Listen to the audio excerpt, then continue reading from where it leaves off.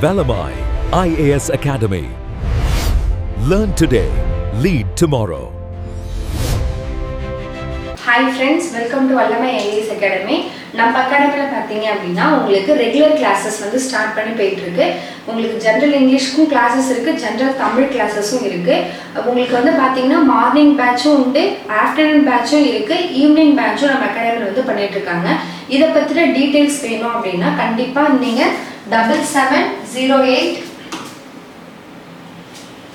7708495999 அப்படிங்கிற நம்ம அகாடமி நம்பருக்கு கால் பண்ணீங்கன்னா உங்களுக்கு ரெகுலர் கிளாஸஸை பற்றின டீட்டெயில்ஸ் வந்து சொல்லுவாங்க.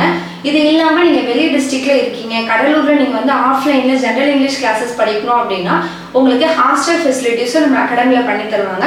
இதை பற்றின எல்லா டீட்டெயில்ஸ்க்கும் நீங்கள் இந்த ஸ்க்ரீனில் தெரிகிற நம்பருக்கு வந்து கான்டாக்ட் பண்ணிங்கன்னா அவங்க வந்து உங்களுக்கு டீட்டெயில்ஸ் வந்து சொல்லுவாங்க.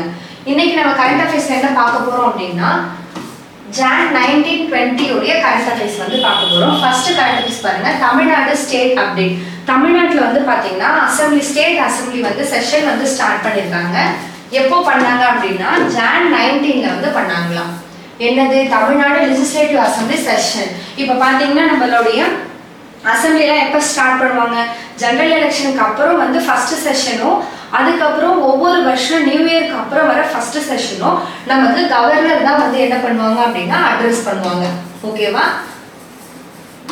மற்ற செஷன்லாம் வந்து பார்த்தீங்கன்னா ஸ்பீக்கர் வந்து அட்ரஸ் பண்ணுவாங்க. இதுதானே நம்ம பாலிட்டியில படிக்கிறது. அப்போ இப்போ என்ன பண்ணியிருக்காங்க, ஜான்வரி நியூ இயர்க்கு அப்புறம் வர ஃபர்ஸ்ட் செஷன் எப்போ பண்ணியிருக்காங்க அப்படின்னா Jan 19 வந்து அட்ரஸ் பண்ணியிருக்காங்க. யார் பண்ணியிருக்காங்க அப்படின்னா நம்மளுடைய கவர்னர் தான் பண்ணியிருக்காங்க. சரியா, இப்போ இதுதான் நம்ம என்ன சொல்லுவோம் அப்படின்னா கவர்னருடைய ஸ்பெஷல் அட்ரஸ் பண்ணுறது. இதுக்கான ஆர்டிக்கல் என்ன அப்படின்னா ஆர்டிக்கல் 176. ஓகேவா, இப்போ இந்த விஷயத்தில் என்ன நடந்தது அப்படின்னு பார்த்தீங்கன்னா கவர்னர் வந்து வெளிநடப்பு பண்ணியிருப்பாரு. ஏன் அப்படின்னா கவர்னர் என்ன சொல்லியிருப்பாங்க அப்படின்னா ஒரு செஷன் ஸ்டார்ட் பண்ணும்போது நீங்கள் நேஷனல் ஆந்தம் தேசிய கீதம் பாடணும் அப்படின்னு சொல்லியிருப்பாங்க. அதை வந்து நம்மளுடைய ஸ்டேட் கவர்மெண்ட் வந்து அக்செப்ட் பண்ணாதனால அவர் என்ன பண்ணியிருக்காரு அப்படின்னு பார்த்தீங்கன்னா டிஸ்அக்ரிமெண்ட் இந்த மாதிரி நடந்ததுனால அவர் வந்து என்ன பண்ணியிருக்காரு அப்படின்னா வாக் அவுட் அப்படின்னா வெளிநடப்பு பண்ணியிருப்பாரு.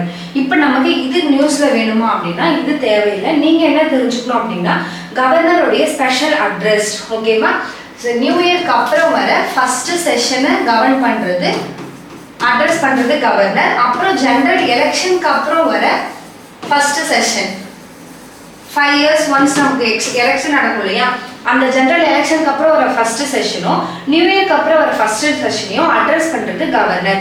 மற்ற எல்லா செஷனையும் அட்ரஸ் பண்றது ஸ்பீக்கர். கவர்னர் அட்ரஸ் பண்றதுக்கான ஆர்டிகல் 176.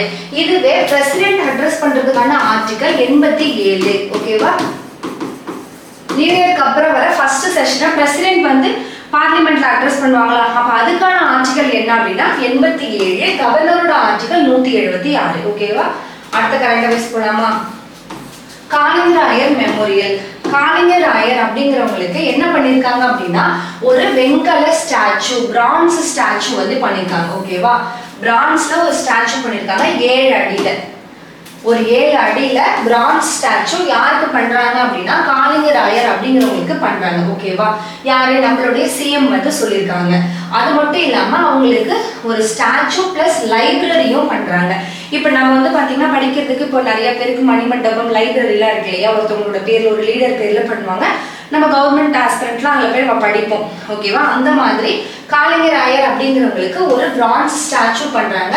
அது இல்லாம ஒரு மெமோரியல் லைப்ரரியும் பண்றாங்களாம். ஓகேவா, எங்க அப்படின்னு பாத்தீங்கன்னா ஈரோடு டிஸ்ட்ரிக்ட்ல, பர்டிகுலரா எங்க அப்படின்னா வெள்ளோடுல வந்து பண்றாங்க. ஓகேவா, வெள்ளோடுல தான் வந்து பண்றாங்க.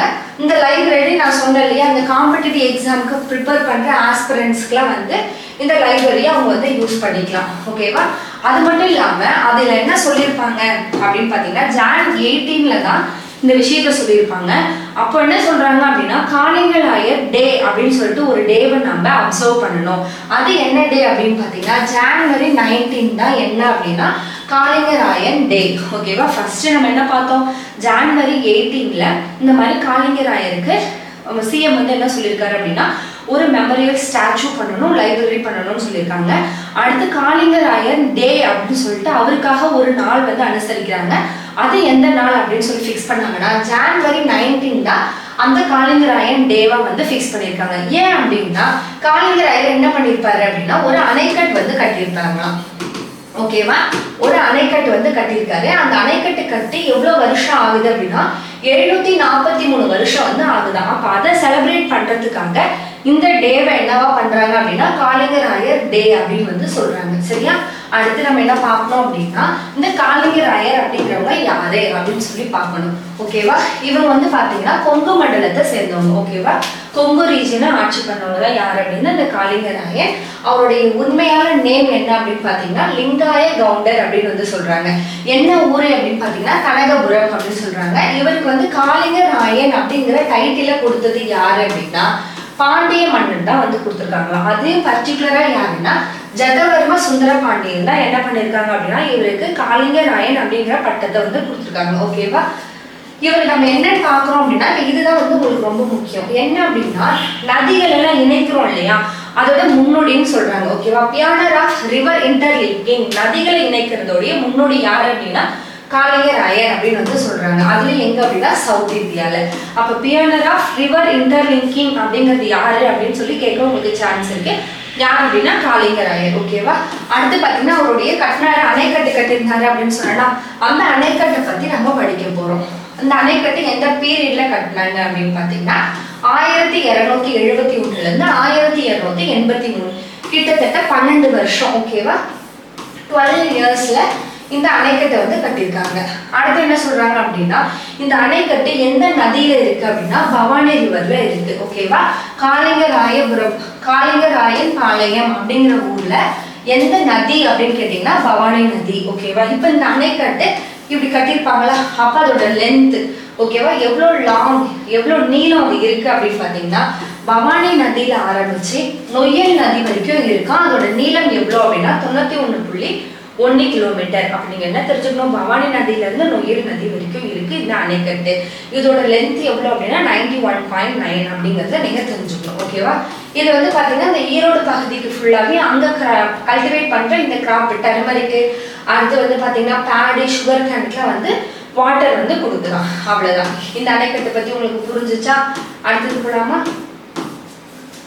அடுத்து பாருங்க செம்மொழி நேஷனல் லிட்ரரி அவார்டு, செம்மொழி இலக்கிய அவார்டு வந்து கொடுக்குறாங்க. ஓகேவா, இதுக்கு முன்னாடி நீங்க படிச்சிருப்பீங்க என்ன கொடுப்பாங்க அப்படின்னா கலைஞர் செம்மொழி அவார்டு கொடுக்குறாங்க அப்படின்னு சொல்லி தமிழ்நாடு பார்த்துருப்பீங்க. இது வந்து என்ன, அதோட கேஷ் பிரைஸ் வந்து 10 லட்சம். ஓகேவா, கலைஞர் அப்படிங்கிற பேர் ஆட் பண்ணி செம்மொழி அவார்டு வந்ததுன்னா அதுக்கு 10 லட்சம் கேஷ் பிரைஸ் அப்படின்னு பார்த்தீங்க. இப்போ என்ன பண்றாங்க அப்படின்னா செம்மொழி நேஷனல் லிட்ரரி அவார்டு, நேஷனலா. ஓகேவா, முன்னாடி கொடுத்தது தமிழ்நாட்டுல, இப்போ வந்து பாத்தீங்கன்னா அந்த அவார்டுக்கு பேரு நேஷனல் லிட்ரரி அவார்டு. ஓகேவா, இதை வந்து கொடுக்கறது யாரு அப்படின்னு பாத்தீங்கன்னா இதுவும் நம்ம தமிழ்நாடு கவர்மெண்ட் தான் சொல்றாங்களா. யாரு, சீஃப் மினிஸ்டர் ஸ்டாலின் அவர்கள் தான் சொல்லியிருக்காங்க. என்ன எப்போ சொல்லியிருக்காங்க அப்படின்னு பாத்தீங்கன்னா சென்னை இன்டர்நேஷனல் புக் ஃபேர் ஜனவரி 18ல என்ன நடந்திருக்கு அப்படின்னா Chennai international book fair festival நடந்திருக்கு. அந்த புக் ஃபேர் ஃபெஸ்டிவல்ல தான் நம்ம சிஎம் என்ன சொல்லியிருக்காரு அப்படின்னா நம்ம இனிமே இந்த செம்மொழி லிட்ரரி அவார்டு வந்து கொடுக்கணும் அப்படின்னு வந்து சொல்லியிருக்காங்க. ஏன் அப்படின்னு சொல்லி பார்க்கணும். இதுக்கு முன்னாடியே ஒரு அவார்டு கொடுத்துட்டு இருந்தாங்க, இப்போ ஏன் இந்த அவார்டு கொடுக்குறாங்க அப்படிங்கிறத நம்ம பார்க்கணும். அது நேஷனல் அளவில் நம்ம தமிழ்நாட்டில் கொடுக்கணும்னு ஏன் வந்து சொல்றாங்க அப்படின்னு பார்ப்போமா?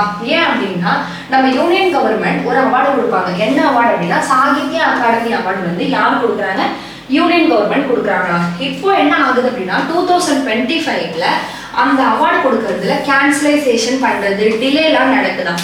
சாகித்ய அகாடமி அவார்டு 2025ல கேன்சல் பண்றது, அதுல கொஞ்சம் டிலேலாம் நடக்குது அப்படின்னு சொல்றாங்க. அப்ப இந்த மாதிரியான ப்ராப்ளம்ஸை சரி பண்றதுக்காக அந்த அவார்டு அவங்க கொடுக்கல அப்படின்னாலும் நம்ம என்ன பண்ணலாம் அப்படின்னா இந்த செம்மொழி நேஷனல் லிட்ரரி அவார்டு கொடுக்கலாம். இந்த அவார்டு வந்து பாத்தீங்கன்னா சாகித்ய அகாடமிக்கு ஈக்குவலான ஒரு அவார்டு அப்படின்னு வந்து சொல்றாங்க. ஓகேவா, புரியுதா? சாகித்ய அகாடமி அவார்டுக்கு ஈக்குவலான அவார்டு தான் என்ன அப்படின்னா இந்த செம்மொழி நேஷனல் லிட்ரரி அவார்டு. அதை கொடுக்கலான்னு முடிவு பண்ணது யாரு அப்படின்னா நம்மளோட தமிழ்நாடு கவர்மெண்ட் வந்து முடிவு பண்ணியிருக்காங்க. இதோட கேஷ் பிரைஸ் எவ்வளோ அப்படின்னா 5 lakh per language. ஒவ்வொரு லாங்குவேஜ்க்கும் 5 லட்சம் ரூபா அப்படின்னு வந்து சொல்றாங்க. இதுல என்னென்ன லாங்குவேஜ்லாம் கவர் பண்ணிருக்காங்க அப்படின்னா மொத்தம் 7 லாங்குவேஜ் செம்மொழிகள் அப்படின்னு சொல்லிட்டு இதோட ஃபர்ஸ்ட் ஃபேஸ்ல 7 லாங்குவேஜ் வந்து கவர் பண்றாங்க. என்னென்ன லாங்குவேஜ் அப்படின்னா தமிழ், தெலுங்கு, கன்னடா, மலையாளம், ஒடியா, பெங்காலி, மராத்தி அப்படிங்கிற இந்த 7 லாங்குவேஜை வந்து என்ன பண்றாங்க அப்படின்னா ஃபர்ஸ்ட் ஃபேஸ்ல இன்க்ளூட் பண்றாங்க. ஓகேவா? இதோட சிக்னிஃபிகன்ஸ் என்ன அப்படின்னா நம்ம தமிழ்நாடு கவர்மெண்ட் என்ன எய்ம் பண்றாங்க, இந்த அவார்டு கொடுக்கறது மூலமா என்ன அச்சீவ் பண்ணணும் அப்படின்னு சொல்லி எய்ம் பண்றாங்கன்னா இந்தியன் கல்ச்சர் இருக்கு இல்லையா, இந்திய லிட்ரேச்சர், இந்திய இலக்கியங்களை பேட்ரான் பண்ணணும், அதை வந்து என்ன பண்ணணும் அப்படின்னா பாதுகாக்கணும், மக்கள் மத்தியில கல்ச்சரலா ஃபெடரலிசம் அப்படின்னா ஒருங்கிணைக்கணும், கூட்டமைப்புன்னு சொல்லுவோம் இல்லையா. அப்ப கல்ச்சரை வந்து என்ன பண்றாங்க அப்படின்னா ஒருங்கிணைக்கணும் அப்படிங்கிறது தான் அவங்களுடைய எய்மா வந்து பாக்குறாங்க. தமிழையும் தாண்டி நம்ம தமிழ் மட்டும் பண்ணா போதுமா, அதையும் தாண்டி இன்னும் இந்த மாதிரி வர லாங்குவேஜஸ் எல்லாம் இன்னும் நம்ம என்ன பண்ணணும் அப்படின்னா அதிகப்படுத்தணும், கல்ச்சரை இந்தியன் கல்ச்சரை என்ன பண்ணணும் அப்படின்னா ஒருங்கிணைக்கணும் அப்படிங்கிறதுக்காக தான் இந்த அவார்டு வந்து கொடுக்குறாங்க. ஏன்னா தமிழ்ல மட்டும் கொடுத்தா நம்ம தமிழோட நிறுத்திக்கணும், தமிழையும் தாண்டி பியாண்ட் தமிழ் லாங்குவேஜ் இன்னும் என்ன பண்ணணும் அப்படின்னா ப்ரமோட் பண்ணணும் அப்படின்னு சொல்லிட்டு இதோட ஃபர்ஸ்ட் ஃபேஸ்ல தெலுங்கு, கன்னடா, மலையாளம், ஒடியா, பெங்காலி, மராத்தினி இந்த லாங்குவேஜஸ்க்கும் அவார்டு வந்து கொடுக்குறாங்க. ஓகேவா? அடுத்தது போலாமா? அடுத்தது பாத்தீங்கன்னா எக்ஸசைஸ் தோஸ்தி. எக்ஸசைஸ் தோஸ்தி எத்தனாவது எடிஷன் அப்படின்னா 17வது எடிஷன் நடக்குது. அப்ப எக்ஸசைஸ் தோஸ்தி அப்படிங்கிறது யார் என்ன எக்ஸசைஸ், யாருக்கு இடையில நடக்கிற எக்ஸசைஸ். இது வந்து பாத்தீங்கன்னா ஒரு ட்ரைலேட்ரல் எக்ஸசைஸ். ஓகேவா? மேரிடைம்ல நடக்கிற கோஸ்டல்ல நடக்கிற ஒரு எக்ஸசைஸ். ஃபர்ஸ்ட் அதை தெரிஞ்சுக்கோங்க. எத்தனை பேர் அப்படின்னா ட்ரைலேட்ரல் 3 பேர் பங்கு பெற்ற ஒரு எக்ஸசைஸ். அந்த 3 பேர் யாரு அப்படின்னு பாத்தீங்கன்னா இந்தியா, ஸ்ரீலங்கா, அடுத்து மாலத்தீவ்ஸ். ஓகேவா? அப்ப தோஸ்தி அப்படிங்கிறது 3 பேரு. யாரு? இந்தியா, ஸ்ரீலங்கா, மாலத்தீவ்ஸ். இவங்க 3 பேரும் சேர்ந்து பண்ற ஒரு எக்ஸசைஸ் தான் இந்த தோஸ்தி. கோஸ்டல்ல பண்ற எக்ஸசைஸ். இதோட எடிஷன் எத்தனாவது எடிஷன் அப்படின்னு பாத்தீங்கன்னா 17வது எடிஷன் அப்படின்னு சொல்றாங்க. எங்க நடக்க போகுது, லொகேஷன் எங்க அப்படின்னு பாத்தீங்கன்னா மாலத்தீவ்ஸ்ல மாலி அப்படிங்கிற இடத்துலதான் வந்து நடக்க போகுதுன்னு சொல்றாங்க. எத்தனை நாள்? 3 நாள் நடக்குதான். 17ல இருந்து 19 வரைக்கும் இந்த கேப்ல தான் இந்த எக்ஸசைஸ் வந்து நடக்குது அப்படின்னு சொல்றாங்க. அதுக்கடுத்து பாத்தீங்க அப்படின்னா இப்ப நிறைய எக்ஸசைஸ் படிக்கிறீங்க அப்படின்னா அதை எப்படி படிக்கணும்? ஃபர்ஸ்ட் எத்தனை பேர், பைலேட்ரலா ட்ரைலேட்ரலா அப்படின்றத படிக்கணும்.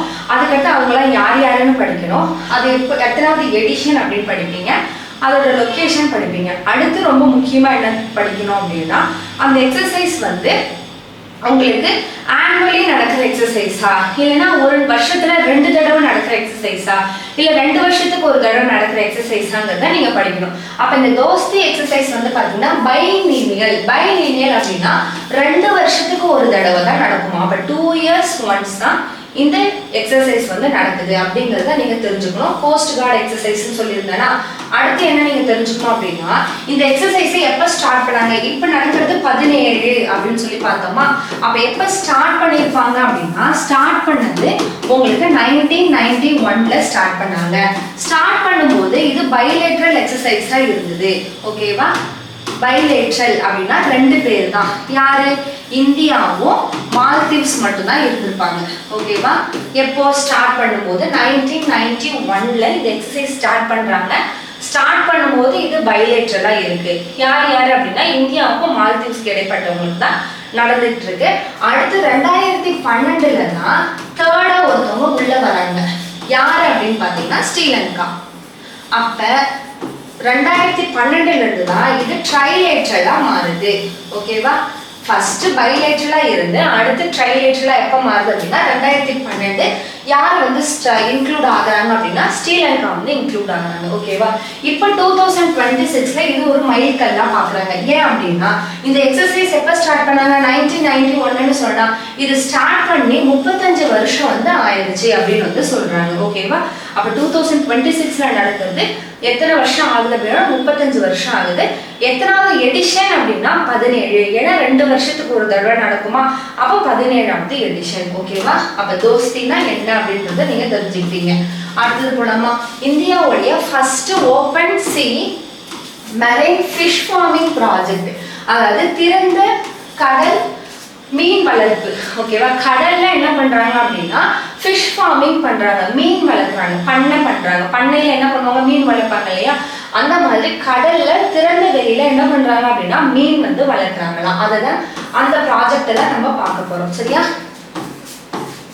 எங்க அப்படின்னு பாத்தீங்கன்னா அந்தமான் சீல தான் பண்றாங்க. ஓகேவா? அதுலயும் பாத்தீங்கன்னா ஸ்ரீ விஜயபுரம்ல பண்றாங்க. நார்த் பேல ஸ்ரீ விஜயபுரம் பக்கத்துல எங்க அப்படின்னா அந்தமான் சீல வந்து பண்றாங்க. அப்ப திறந்த வெளியில உங்களுக்கு மீன் வளர்க்கறது எங்க அப்படின்னு பாத்தீங்கன்னா அந்தமான்ல பண்றாங்க. ஓகேவா? இதை இம்ப்ளிமெண்ட் பண்ற ஏஜென்சி யாரு அப்படின்னா 2 பேரு. Ministry of earth science. ஓகேவா? MOES அப்படின்னு சொல்லுவோம். அப்படி MOES அப்படின்னா மினிஸ்ட்ரி ஆஃப் எர்த் சயின்ஸ் அவங்க பண்றாங்க. அடுத்து பாத்தீங்க அப்படின்னா NIOT நியாட் அப்படின்னா national institute of ocean technology. NIOT அப்படிங்கறத நம்ம அடிக்கடி கேள்விப்பட்டிருப்போம். அப்ப இவங்க 2 பேரும் சேர்ந்து தான் இது என்ன பண்றாங்க அப்படின்னா இம்ப்ளிமெண்ட் வந்து பண்றாங்க. ஓகேவா? அவங்க கூட சேர்ந்து அந்தமான் ஐலாண்டோடைய அட்மினிஸ்ட்ரேஷனும் சேர்ந்து தான் பண்றாங்க. அப்ப இவங்க எல்லாரும் சேர்ந்து இந்த ப்ராஜெக்ட் வந்து பண்றாங்க. இதோட அப்ஜெக்டிவ் என்ன அப்படின்னா நம்ம ப்ளூ எக்கனாமில நம்ம என்ன பண்ணணும் அப்படின்னா இந்தியா நம்மள எடுத்து இந்த மேரிடைம்ல வந்து பூஸ்ட் பண்ணணும், டெவலப் பண்ணிக்கணும். ப்ளூ எக்கனாமி அப்படின்னா நீல பொருளாதாரம் அப்படின்னா என்ன வந்துடும்? இந்த ஃபிஷ் இந்த மாதிரி கடல் சார்ந்த நம்ம பண்ற ஆக்டிவிட்டிஸ் வந்துருமா? அப்ப அதுல நம்ம என்ன பண்ணணும் அப்படின்னா நம்மளுடைய வளர்ச்சியை அதிகப்படுத்தணும். அது மட்டும் இல்லாம ஃபிஷர்மேனுடைய லைவ்லிஹுட்டை இன்னும் கொஞ்சம் இன்க்ரீஸ் பண்ணணும் அப்படிங்கிறதுக்காக தான் இந்த ப்ராஜெக்ட் வந்து பண்றாங்க. ஓகேவா? எங்க பண்றாங்க? ஓப்பன் சீ ஃபிஷ் ஃபார்மிங் எங்க பண்றாங்க அப்படின்னு கேட்டா அந்தமான்ல பண்றாங்க. ஓகேவா? அடுத்த கரண்ட் பேஸ் பார்ப்போமா? Government of India issued a high alert after 2 Nipah virus cases were confirmed in Nadia district, West Bengal. இப்போ நீங்க இதுல என்ன தெரிஞ்சுக்கணும் அப்படின்னா வெஸ்ட் பெங்கால்ல அதுலயும் குறிப்பா நாடியா டிஸ்ட்ரிக்ட்ல 2 நிப்பா வைரஸ் கேசஸ் வந்து கண்டுபிடிச்சிருக்காங்க. ஓகேவா? நிப்பா வைரஸ் கேசஸ் 2 கண்டுபிடிச்சிருக்காங்க. இப்போ இதை அலர்ட் பண்றாங்க. இப்போ இது அதிகமா ஆச்சு அப்படின்னா டெத் ரேட் ரொம்ப அதிகமாகும். சரியா? அப்ப இந்த வைரஸை முன்னாடியே கண்டுபிடிக்கணும். ஏன்னா வெஸ்ட் பெங்கால்ல வந்துருச்சு அப்படிங்கிறதுனால இப்போ இந்தியன் கவர்மெண்ட் அலர்ட் பண்றாங்க. இப்போ நம்ம தமிழ்நாடு கவர்மெண்ட் என்ன பண்றாங்கன்னா வெஸ்ட் பெங்கால்ல இருந்து நம்ம தமிழ்நாட்டுக்கு வந்திருக்காங்க இல்லையா, அவங்களோட ஃபேமிலிஸ்ல இருப்பாங்களா, அவங்க கிட்ட எல்லாம் என்ன பண்றாங்கன்னா டெஸ்ட் வந்து கண்டக்ட் பண்றாங்க. இன்னும் சர்வைலன்ஸ்னா அவங்களை வந்து கண்காணிப்புன்னு சொல்லுவோம் இல்லையா, கண்காணிப்பு அதிகப்படுத்தாங்க. இங்க ஏதோ நிப்பா வைரஸ் கேசஸ் வந்து வந்துருமா அப்படிங்கிறதுக்காக சர்வைலன்ஸை இன்னும் கொஞ்சம் பூஸ்ட் பண்றாங்க. ஓகேவா? அதுதான் நம்ம பார்க்க போறோம். இந்த நிப்பா வைரஸ் அப்படிங்கிறது பாத்தீங்கன்னா எப்படி பரவும் அப்படின்னு பாத்தீங்கன்னா பேட் வவ்வால் மூலமா இது என்ன பண்ணுமா பரவுமா. ஓகேவா? வவ்வால் மூலமா தான் இது வந்து ஹியூமன்ஸ்க்கு வந்து பரவும் அப்படின்னு வந்து சொல்றாங்க. அடுத்தது போலாமா? IMF upgrade India's growth projection. IMF வந்து என்ன பண்றாங்க அப்படின்னா இந்தியாவோட growth எவ்வளவு இருக்கும், இந்தியாவோட GDP எவ்வளவு இருக்கும் அப்படின்னு சொல்லிட்டு ப்ரொஜெக்ட் வந்து பண்றாங்க. ஓகேவா? இதே நம்ம ஆல்ரெடி என்ன பார்த்துருந்தோம், வேர்ல்டு பேங்க் வந்து பண்ணாங்க.